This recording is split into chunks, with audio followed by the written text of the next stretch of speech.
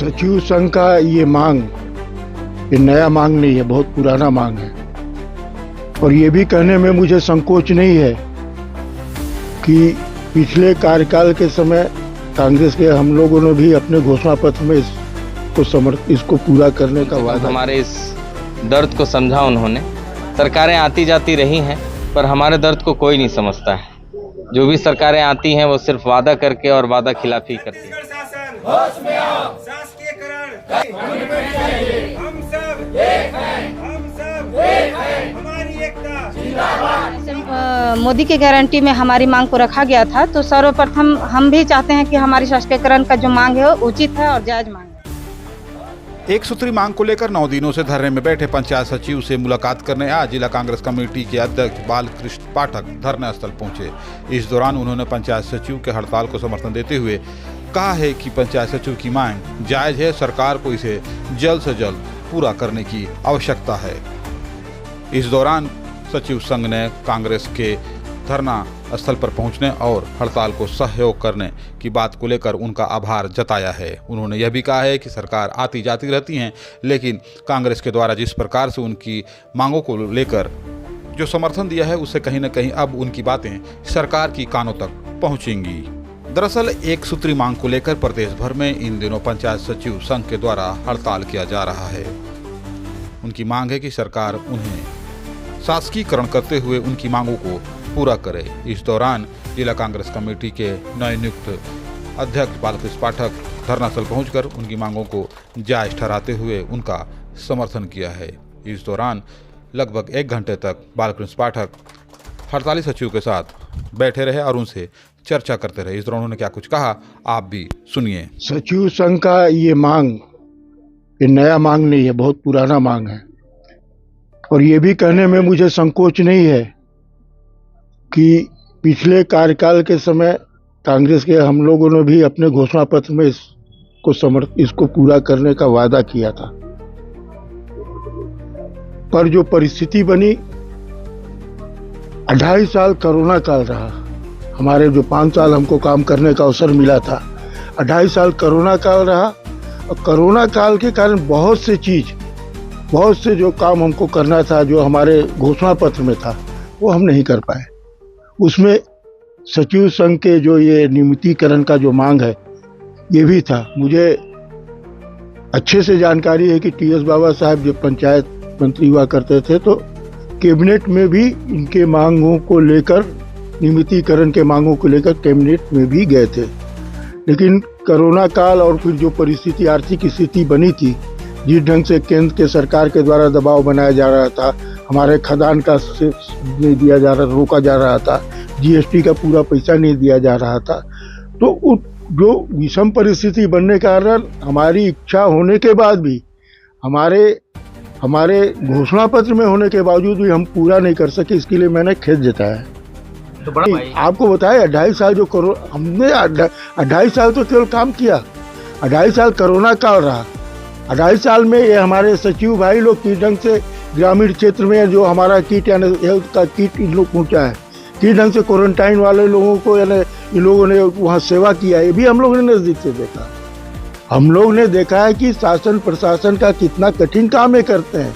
आपको उदाहरण देता हूँ, हसदेव का जंगल, कलेक्टर का आदेश आया कि आपको प्रस्ताव लाना है। वहाँ ग्राम सभा का बैठक नहीं हुआ था, इनके ऊपर डंडा चला के इनसे कहा गया वहाँ प्रस्ताव लेकर आओ। ये प्रस्ताव बना के दिए हैं। टी.एस. बाबा के साथ, दीपक बैज के साथ भी मैं गया था। ग्राम सभा के लोग, पूरे सभा के लोग, सरपंच, सचिव, सरपंच लोग सभी थे। हम लोग की कोई ग्राम सभा नहीं हुई है, ये सब फर्जी बना के ये सब काम भी इन लोगों से करवाया गया है। अब सुन लीजिए, पूरा बोल लूं कि आप पूछ। अब इन लोगों ने उम्मीद रखा था कि शायद सरकार इनके मंच में भी आके उन्होंने बोला था कि मोदी जी की गारंटी, इनके घोषणा पत्र के परिपत्र की कॉपी भी दी है हमारे को। ये है, ये राउंड पर ये भी हमको दिए हैं। और इन्होंने भरोसा किया था कि मोदी जी की गारंटी में गारंटी, तो मैं भी इनको बतला रहा था कि मोदी जी ने दिल्ली में गारंटी दिया था कि 8 तारीख को महिला दिवस के दिन सबको खाते में चला जाएगा। मेरे ख्याल से 8 मार्च से, आप पता नहीं, 23, 24, 25 मार्च हो गया। आज वो वहाँ पर बना रहे हैं कि कैसे दिया जाएगा। आज बजट में शायद रखे हैं कुछ, खत्म हो गया। अरे नरेंद्र मोदी की गारंटी तो सुन लो मेरे भाई, होली खत्म हो गया। जो फ्री में देना था गैस सिलेंडर मोदी की गारंटी में भी था, तो इन लोग भी मोदी की गारंटी में रह गए। तो बोले कि मोदी की गारंटी भाई चलो अब देखते हैं। 15 साल देखे थे लेकिन फिर भी कहे यहाँ हमारे भाई लोग हैं तो सब सरगुजा सब अपने लोकल लोग हैं, रिटायर होने की स्थिति में है। अब ऐसे लोग हैं कि जो किसी दूसरे नौकरी में जाने का इनका एज बार हो चुका है। अब ये रिटायर होते हैं तो इनको एक श्रीफल साल पकड़ा देते हैं, इनको कुछ नहीं मिलता। इनके आधे इनके परिवार को आश्वस्त किया हो कि सबसे पहले आज ही आपके इस परपत को TS बाबा को दूंगा, नेता प्रतिपक्ष चरणदास महंत तक पहुंचाऊंगा। इसके बाद हमारे जो प्रदेश अध्यक्ष हैं दीपक भाई जी उन तक पहुंचाऊंगा, और राष्ट्रीय सचिव सचिन पायलट तक पहुंचाने का मैं यानी सच्चे दिल से वादा करके जा रहा हूं। और जहां जरूरत होगा, पिछले विधानसभा सद के समय रायपुर में रह के नेता प्रतिपक्ष चरणदास महंत से इसको उठवाऊंगा पूरे जोर से। मतलब आने वाले समय में अगर रही बात तो इनकी मांग पूरी हो सकती है आप लोग के माध्यम से। लड़ाई तो लड़ना है, हक की लड़ाई। इन लोग जायज लड़ाई लड़ रहे हैं। मैं बताया ना कि इतना कठिन काम ये करते हैं, गमछा बांध के किस ढंग से घूमते हैं।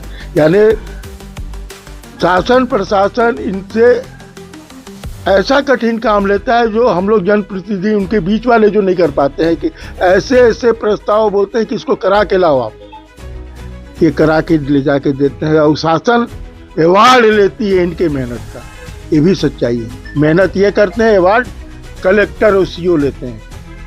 और आज इनकी स्थिति ये है कि रिटायर होते हैं तो श्रीफल साल लेके घर में जाते हैं, एक मीठा भी के पाकिट ले जाने की स्थिति नहीं रहती। तो इनकी हालत जो कठिन परिस्थिति है, ये सब हमारे भाई लोग हैं, कोई बाहर के लोग नहीं है। इनके जो कठिन परिस्थिति को देखते हुए मैं तो भरोसा दिला रहा हूँ कि इनके साथ हूँ, और इनके इस जायज मांग के लिए जो जितनी मेरी ताकत है उतनी ताकत से इनका समर्थन करूँगा, लड़ूंगा। जी, जैसा कि समर्थन में आज आए हुए थे कांग्रेस जिला अध्यक्ष पाठक जी, तो मैं स्वागत करता हूं उनके इस पहल का कि कम से कम हमारे इस दर्द को समझा उन्होंने।